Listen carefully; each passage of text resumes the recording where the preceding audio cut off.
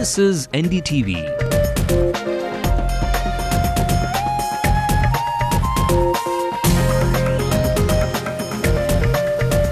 And you're watching NDTV Hindu.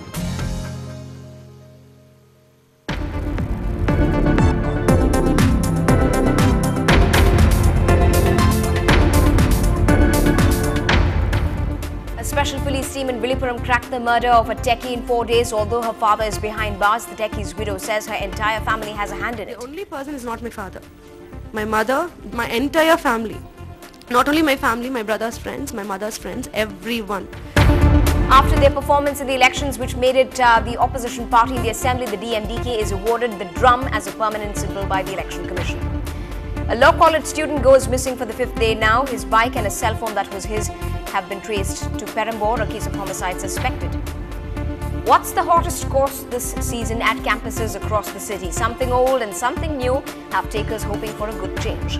And Mr. Kavalan heads to China for the Shanghai International Film Festival, where he rubs shoulders with the creator of The Rain Man. This is the Late Night News on NDTV Hindu with me, Evelyn Matthew. The national headlines as well. Senior journalist Jyotirmoy De is shot dead by unidentified persons in Mumbai. Police say the 4 men on motorcycles escaped from the spot. Following the trial of Tawahul Rana, the US will consider giving India access to David Headley again, should such a request be made. In the third attack in as many days, 3 CRPF Jawans are killed after the Maoist attacked the Beghi police. A shocking story of fetuses found in a drain in B, the district with the lowest sex ratio in Maharashtra. Baba Ramdev is in a stable condition at the Dehradun hospital. No response to Uttarakhand's government appealing for an end to his fast. POSCO land row intensifies. Situation tense in Govindpur. Political parties join the human barricade. And Bipasha Basu talks on experimenting with her tresses and the grandmother she wants to be. Our top story: for a techie in the city, Partha Sarathi, who was immersed in the cyber world, a Thursday evening turned out to be a hard knock from the real world. 5 days after, shock and terror was what his young wife felt when she knew that he was kidnapped, killed and even burnt to wipe out the evidence. But that put a special team in Villupuram on their heels, on the lookout for the merciless killers of this young lad. In a record 4 days' time, that's today, the police arrested 3 persons and his father-in-law. Our senior editor Bhama Ravi reports on what appears to be a case of dishonor killing. 4 days after Partha Sarathi's charred body was found, police have arrested his father-in-law Narasimhan. Employed in the Chennai Metro Water and Sewerage Board, Narasimhan had reportedly hired a gang to kill him. Partha Sarathi, a techie, and Saranya met online and fell in love. Although Saranya's family had arranged a marriage for her, she and Partha Sarathi married on the 10th of February. On June the 2nd, Partha Sarathi did not return home. His wife, Sharanya, filed a missing persons complaint. Sharanya alleged that her parents could be behind the disappearance. On June the 7th, police discover Partha Sarathi's body in Tindivanam. On June the 11th, police arrest Narasimhan, Sharanya's father, and the hired killers. Was it a case of dishonor killing? Where did a government employee get the money to hire killers? The father of the girl was objecting to the wedding. The idea was once the fellow is done away with, maybe they can get her married to the original, man, doctor somewhere abroad with whom an alliance was already finalized and an engagement was also over. While the police have closed the case in record time, for Sharanya, a 4th-year medical student, it is not an open and shut case. The only person is not my father. My mother, my entire family. Not only my family, my brother's friends, my mother's friends, everyone. Because my father is not a single person.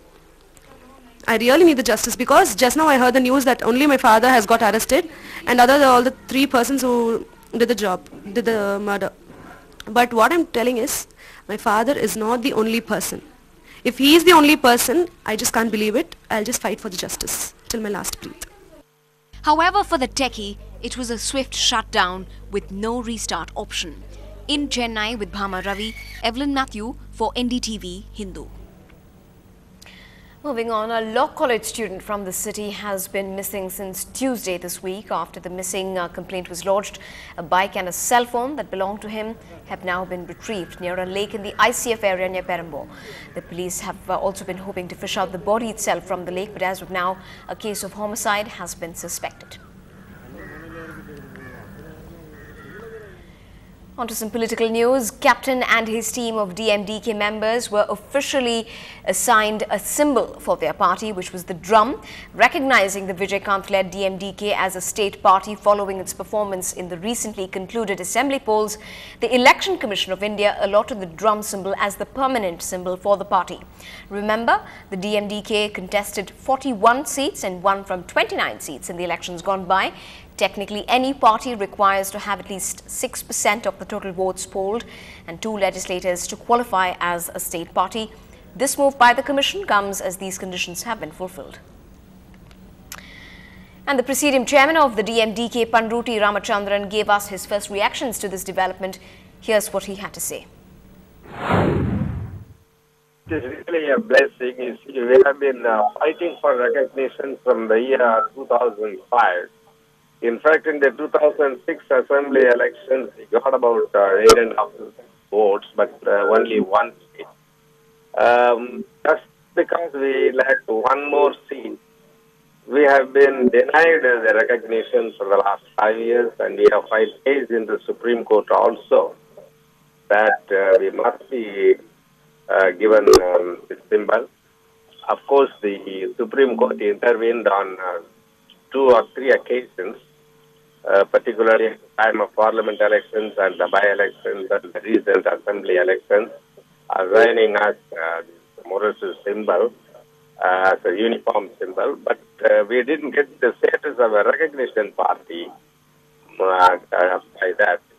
Now we got the recognition by the Election Commission based on our performance in the last election. It's a really matter of pride for us. Up ahead on the bulletin, just as Pakistan was recovering from the grief of a journalist's murder, a shocking daylight shootout takes down the life of a veteran journalist back home in India.